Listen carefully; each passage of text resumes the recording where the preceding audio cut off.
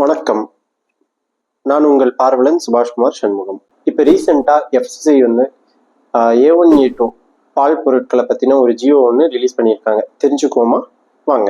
பொதுவாக பால் மற்றும் பால் பொருட்களை A1 A2ன்னு கிளாஸிஃபை பண்ணி சந்தைப்படுத்துகிறாங்க. A1 A2ன்னா என்னங்க? பாலில் இருக்கக்கூடிய முக்கியமான ஊட்டச்சத்தில் ஒன்று புரதம், அதாவது புரோட்டீன். அதோட வகை தாங்க A1 A2. பாலில் இருக்கக்கூடிய புரதம் வந்து 2 வகைப்படுங்க. ஒன்று வந்து வே, இன்னொன்று வந்து கெசின். கெசின் புரோட்டீன் 3 வகைப்படுங்க. ஒன்று ஆல்ஃபா கெசின், பீட்டா கெசின், காமா கெசின்.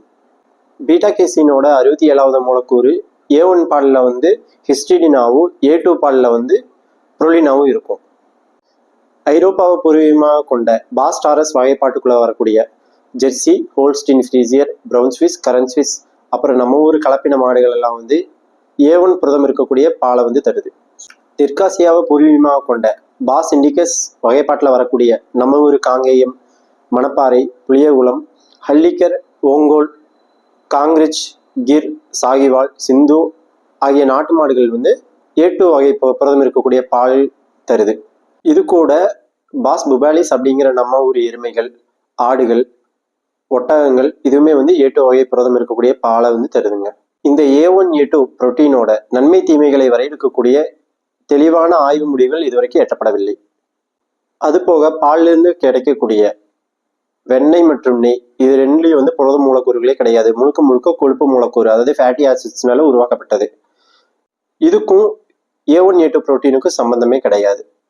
இந்த காரணங்களுக்காக பால் மற்றும் பால் பொருட்களை A1 A2ன்னு சொல்லி வகைப்படுத்தி அதை வந்து லேபிளில் பிரிண்ட் பண்ணி சந்தைப்படுத்தக்கூடாதுங்கிறது தான் இந்த எஃப்சிசியோட ரீசெண்டாக வந்த ஜியோ.